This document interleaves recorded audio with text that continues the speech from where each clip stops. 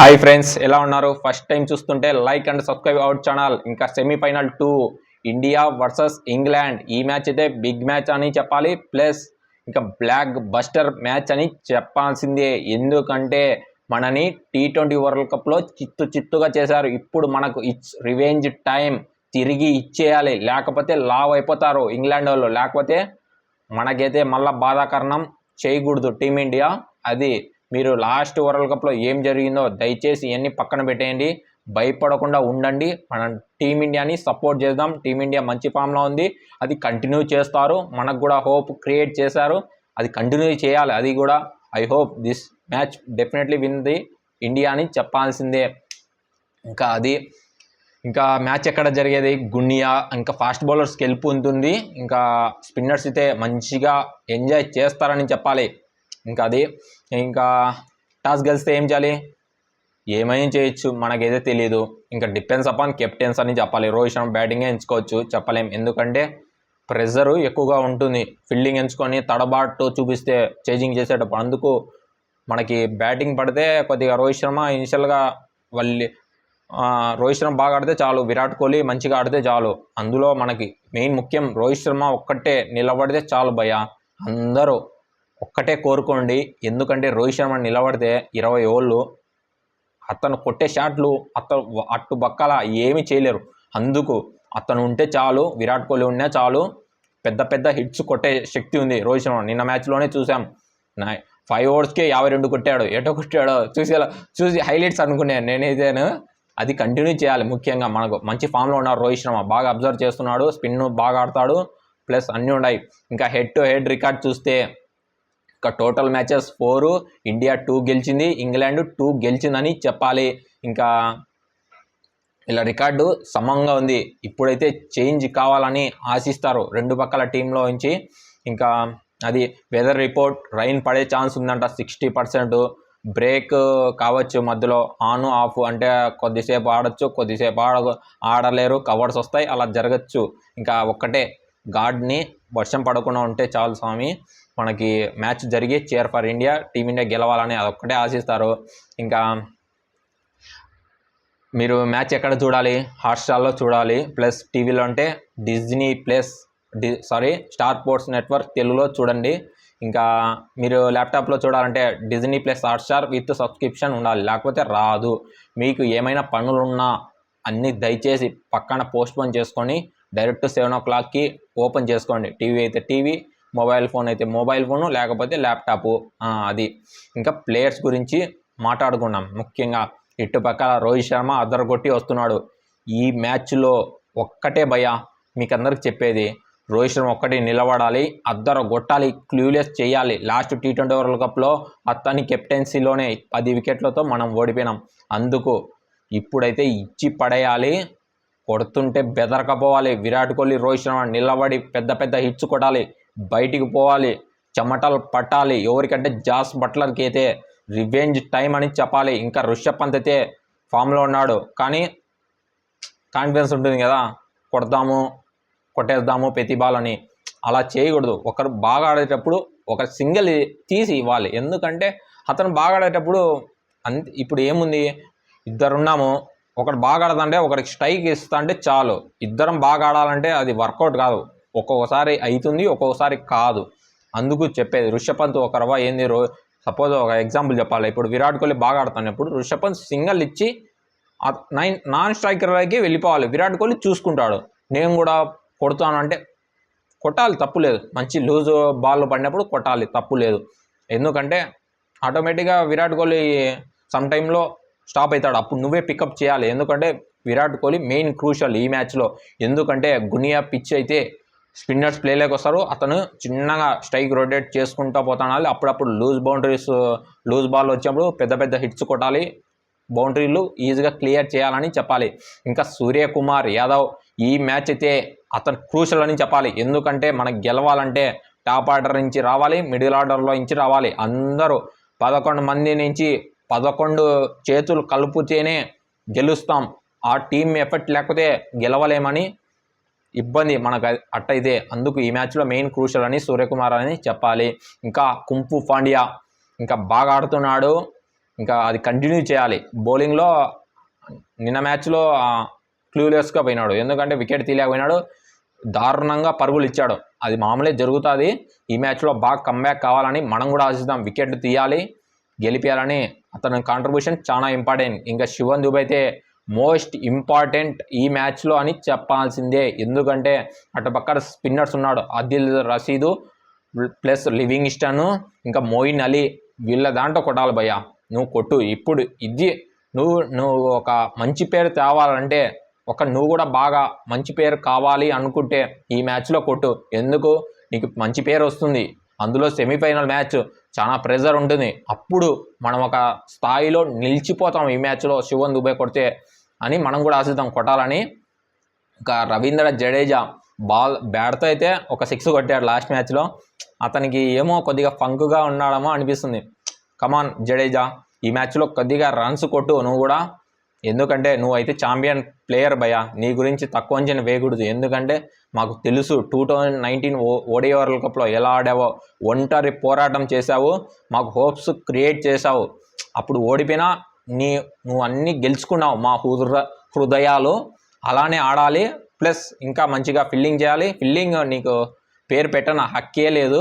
ఇంకా నీ ముందర నుంచి ఎవరు పోరు, నువ్వు ఎలాంటో మాకు బాగా తెలుసు. ఇంకా బౌలింగ్ అయితే కొద్దిగా ఎక్కువ స్పీడ్ వేస్తున్నాడు, తగ్గియాలి. స్పీడ్ తగ్గిస్తే బాల్ తిరుగుతుంది. నువ్వు బాల్ స్పీడ్ వేస్తుంటే ఎట్లా తిరుగుతుంది చెప్పు? అంత బాగా ఫ్లాట్ ట్రాక్లో వేసినా అర్థం ఉంటుంది. ప్రతి బాల్ స్పీడ్ వేస్తే కొద్దిగా ఇబ్బందిగా ఉంటుంది. అందుకు కొద్దిగా మారాలి జడేజా, వికెట్ తీయాలి, కాంట్రిబ్యూట్ చేస్తే మనకు కూడా సంతోషంగా ఉంటుంది.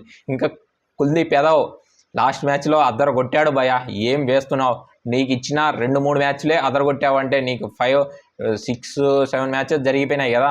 నీకు ఇచ్చింటే ఎన్నో వికెట్లు తీసినావు, వావ్ అని అనిపించింది. నువ్వైతే లాస్ట్ మ్యాచ్లో నీకు ఇవ్వాల్సింది మ్యాన్ ఆఫ్ ది మ్యాచ్. ఎందుకంటే 3 వికెట్ తీసినావు కదా క్రూషియల్గా. ఎందుకంటే నీ వేరియేషన్కి హ్యాట్స్ ఆఫ్ చెప్పాలి.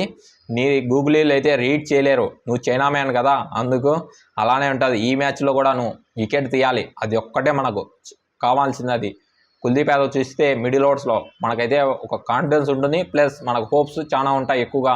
ఇంకా జస్ప్రీత్ బుమ్రా అతనైతే లాస్ట్ మ్యాచ్లో అదరగొట్టాడు. ఈ మ్యాచ్లో కూడా క్రూషియల్ అని చెప్పాలి. అతని గురించి ఇంకా ఎంత చెప్పినా తక్కువనే. మంచి ఫామ్లోనే ఉన్నాడు, అది కంటిన్యూ చేస్తాడు. ఇంకా హర్షదీప్ సింగ్ అతనైతే మంచిగా స్వింగ్ చేస్తున్నాడు. యార్కర్లో బాగా వేయాలి. ఫస్ట్ ఓవర్లోనే వేస్తున్నప్పుడు రోహిత్ శర్మ లెంత్ పట్టుకోలేకున్నాడు. అది మామూలే, ఏం చేయలేము. వస్తుంది పోయే కొద్దీ. ఇంకా మ్యాచ్లు జరుగుతున్నాయి కదా అందుకు. ఇంకా ఇటుపక్క మాడతాం ఇంగ్లాండ్. ఇంకా లివింగ్స్టన్ అతనైతే అదర కొడుతున్నాడు భయ. అంటే స్పిన్లో బాగానే వేస్తున్నాడు, బ్యాటింగ్లో అడపదడప ఇన్నింగ్స్ ఆడుతున్నాడని చెప్పాలి.